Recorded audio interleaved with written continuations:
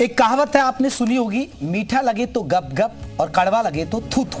कांग्रेस के लिए लाइन सटीक बैठती है। ऐसा इसलिए कह रहे हैं क्योंकि जब सुबह हरियाणा के चुनावी रुझान उनके पक्ष में आ रहे थे तो कांग्रेस मुख्यालय में जश्न मनाया जा रहा था, लेकिन जैसे ही नतीजे उलट गए तो कांग्रेस ने वोटों की गिनती की प्रक्रिया पर ही सवाल उठा दिए। जबकि उसी दौरान जम्मू कश्मीर के भी चुनाव नतीजे आ रहे थे, वहां कांग्रेस को नतीजों की कोई गिनती से कोई दिक्कत नहीं थी, लेकिन हरियाणा में सीट घटने पर उसे वोटों की गिनती पर शक होने लगा।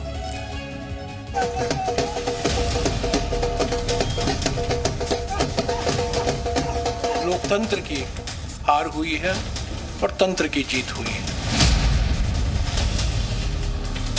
चिट्ठी जा चुकी है, उनको हम अपना ज्ञापन दे चुके हैं। बड़ी देर से मैं इलेक्शन कमीशन की वेबसाइट देख रही हूं, जिसको अब अधिकांश चैनल दिखा रहे हैं, वहां पर डेटा भी चेंज नहीं हो रहा है। मैंने सवाल पूछा, सवाल लोकतंत्र को मजबूत बनाते हैं और चुनावी प्रक्रिया को भी मजबूत बनाते हैं। जीत की उम्मीद लगाना अच्छी बात है, लेकिन जब जीत ना मिले तो उसके बाद अंपायर पर ही सवाल उठाना अच्छी बात नहीं। हरियाणा में जीत नहीं मिलने पर कांग्रेस पुराने पैटर्न पर उतर आई। ये पैटर्न है चुनाव आयोग और चुनावी प्रक्रिया पर सवाल उठाना। कांग्रेस ने हरियाणा में हार के खिलाफ अपना मोर्चा खोल दिया है। ये मोर्चा बीजेपी और चुनाव आयोग के खिलाफ खोला है। चुनाव के नतीजे अप्रत्याशित हैं, आश्चर्यजनक हैं और इसको हम स्वीकार नहीं कर सकते, क्योंकि ये लोकतंत्र की हार हुई है और तंत्र की जीत हुई है। कांग्रेस को लगता है कि हरियाणा में चुनाव नतीजों में गड़बड़ी हुई है। सुबह सुबह जब हरियाणा चुनाव नतीजों के रुझान कांग्रेस के पक्ष में आ रहे थे तो कांग्रेस के मुख्यालय में आतिशबाजी हो रही थी। कांग्रेस के कार्यकर्ता नाच गाकर जश्न मना रहे थे,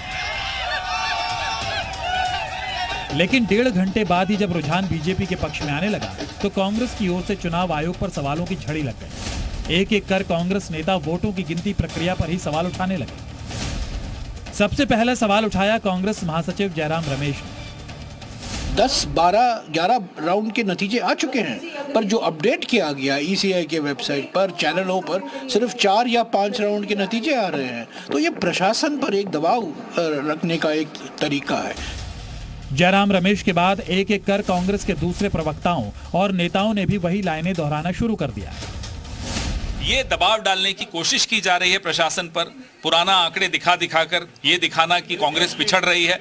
ये क्या हासिल करना चाहते हैं हमें नहीं समझ में आ रहा। हम अपने काउंटिंग सेंटर्स में भी अपने एजेंट्स को बोल रहे हैं कि आप वहां डटे रहिए, अड़े रहिए, जब तक आखिरी वोट नहीं काउंट हो जाता, आखिरी मशीन नहीं काउंट हो जाती। यहाँ की लड़ाई हम लड़ रहे हैं। तो मेरा अपना मानना है कि जैसे बिहार में एक बार हुआ था, 12 बजे से अपने इलेक्शन को ऑल आउट कर दिया था और फिर तस्वीर पलट गई थी, वही हरियाणा में होगा। बड़ी देर से मैं इलेक्शन कमीशन की वेबसाइट देख रही हूं, जिसको अब अधिकांश चैनल दिखा रहे हैं, वहां पर डेटा भी चेंज नहीं हो रहा है। हमारा वोट शेयर काफी आगे है बीजेपी से। एक ना बड़ी बारीक रेखा होती है आरोप लगाने और सवाल पूछने में। जयराम जी ने सवाल पूछा, सवाल लोकतंत्र को मजबूत बनाते हैं और चुनावी प्रक्रिया को भी मजबूत बनाते हैं। उन्होंने हवा में तीर नहीं मारा।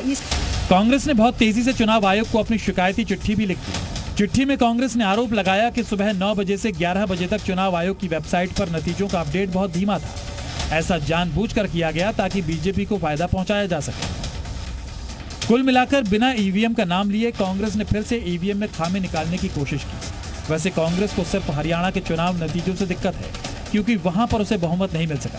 कांग्रेस को जम्मू कश्मीर चुनाव नतीजे मंजूर है, क्योंकि वहां नेशनल कॉन्फ्रेंस और कांग्रेस गठबंधन को पूर्ण बहुमत मिला है। कांग्रेस के आरोपों वाली चिट्ठी का जवाब चुनाव आयोग ने चिट्ठी से ही दिया। इलेक्शन कमीशन ने जवाब में कांग्रेस को लिखा, मतगणना स्थल पर वोटों की गिनती उम्मीदवारों पर्यवेक्षकों की मौजूदगी में जारी है। वेबसाइट पर धीमे रफ्तार में आंकड़ा अपडेट होने में कोई गड़बड़ी नहीं मिली। हर 5 मिनट पर चुनाव आयोग की वेबसाइट पर डेटा अपडेट किया जा रहा था। चुनाव आयोग ने इसका सबूत देने के लिए 12 बजे से लेकर 1:35 तक का आंकड़ा भी दिया। हालांकि कांग्रेस को चुनाव आयोग की सफाई भी मंजूर नहीं है और आगे वो चुनाव आयोग में दस्तावेजों के साथ शिकायत करने की तैयारी कर रही है। हरियाणा चुनाव नतीजों पर सवाल उठाने को लेकर बीजेपी ने कांग्रेस को घेरा है। बीजेपी ने कांग्रेस पर तीखा हमला बोला है। कांग्रेस का रोने का तरीका है, ये अलग अलग फ्रिक्वेंसी से रोते हैं, धीरे धीरे फ्रिक्वेंसी बढ़ती चली जाएगी और हर बार ये ऐसे ही करते हैं।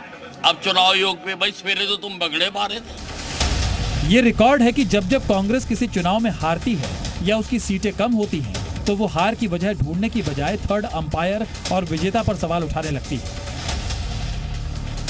याद कीजिए, इससे पहले कांग्रेस ने जाने कितनी बार ईवीएम पर सवाल उठाए, चुनाव आयोग की निष्पक्षता पर सवाल उठाए हैं, चुनाव तारीखों के ऐलान तक को लेकर सवाल खड़े किए हैं। चुनाव लोकतंत्र का सबसे बड़ा हिस्सा है। कांग्रेस को जम्मू कश्मीर के नतीजों में तो लोकतंत्र दिख रहा है, लेकिन हरियाणा के नतीजों में उसे सिर्फ तंत्र नजर आ रहा है, लोक नहीं। ऐसे में सवाल है कि क्या ये हरियाणा के करोड़ों वोटर्स का अपमान नहीं है? दिल्ली से रवि त्रिपाठी और रविंद्र कुमार के साथ ब्यूरो रिपोर्ट, जी मीडिया।